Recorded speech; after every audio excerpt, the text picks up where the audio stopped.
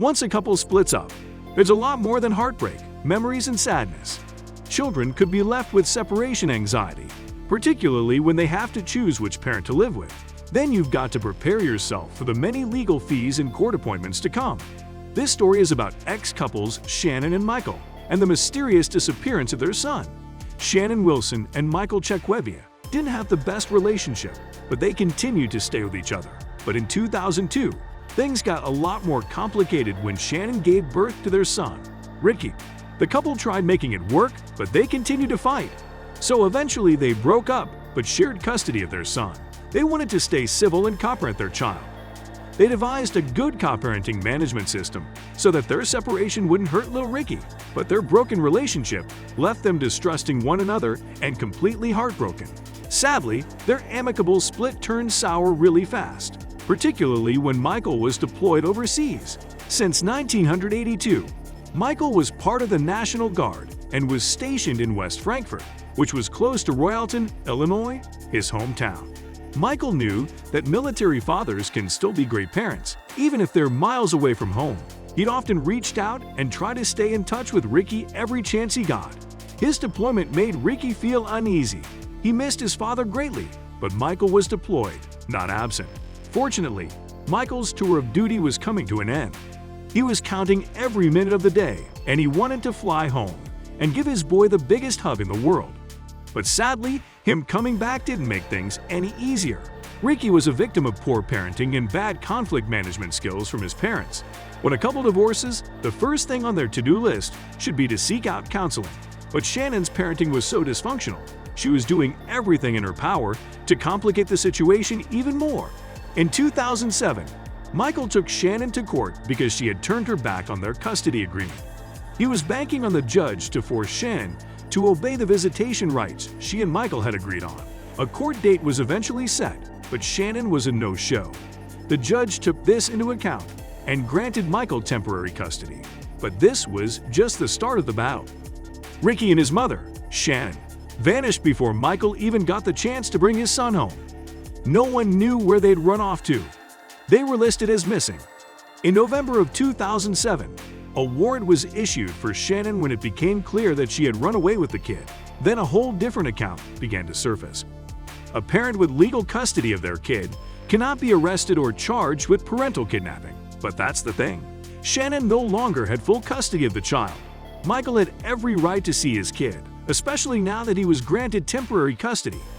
Even though the law was on his side, Michael didn't know what to do next. All he wanted to do was scream and barge into people's housing and just look for his kid. But where would you begin to search first if your ex-wife and child went missing? He couldn't take the law into his own hands.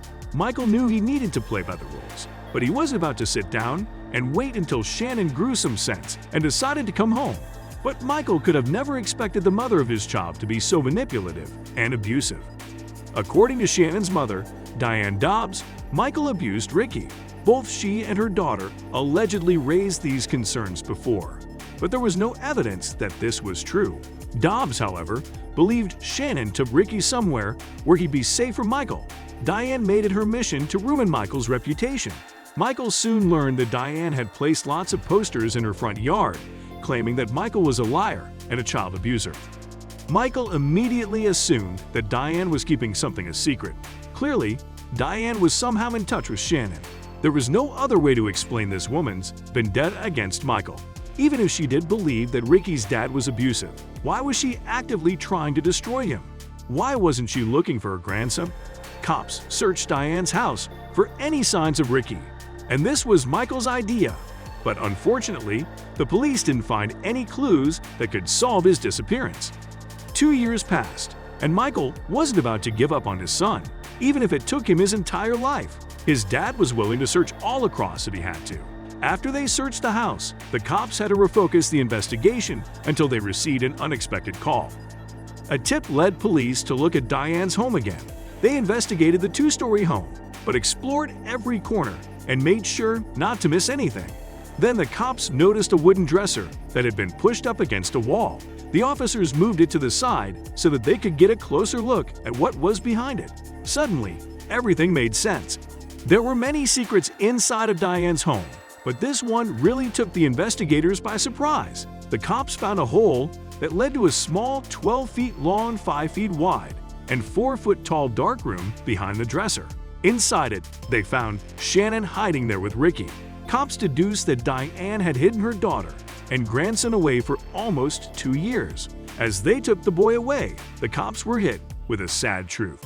All those years Michael spent searching for his boy finally paid off. He was glad the kid was alive and seemingly in good health, but rage took over fast the minute he realized what Shannon had done.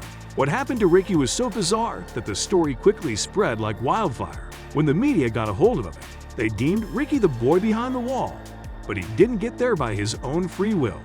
Someone had forced him to spend all of those years in isolation, and now they needed to pay for what they'd done. Sergeant Stan Diggs of the Illinois Police Department said, "We let him out of the car, and he ran around like he'd never seen outdoors." He added, "It was actually very sad. He was very happy to be outside. He said he never goes outside."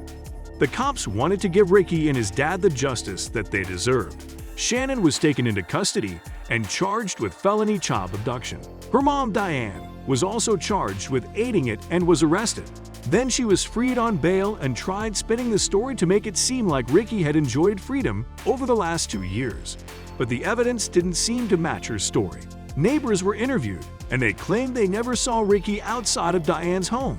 The child showed signs of isolation, but was in good spirits. Sergeant Diggs added, "For someone who has been isolated in that house with no other outside beings, he is a very social, very polite, and very talkative little boy." But for Diane and her daughter, luck had just about run out. After appearing on Good Morning America, Diane was once again arrested. While she and her daughter fought the legal charges, Ricky was placed in the custody of Michael's relatives, while the case was thoroughly investigated. In 2011, Shannon pled guilty and was fined $1,500. She was also on probation for 2 years, but Michael was finally cleared. Michael got permanent custody of his son. After the case was closed, he retired from the National Guard a year later. As a single dad, he managed to give Ricky a life and a stable home, which he had been denied for several years. The prosecutor and judge who agreed to such a laughable plea bargain may want to do a little digging and read some of the science behind parental alienation and parental abduction. A narcissistic parent can kidnap a child and it's no big deal. According to the law, they're not technically condoning it, but if you do take your child and run off, you'll only get fined. What Shannon Wilson did was child abuse, and a soft sentence like the one she got sends a truly disturbing message.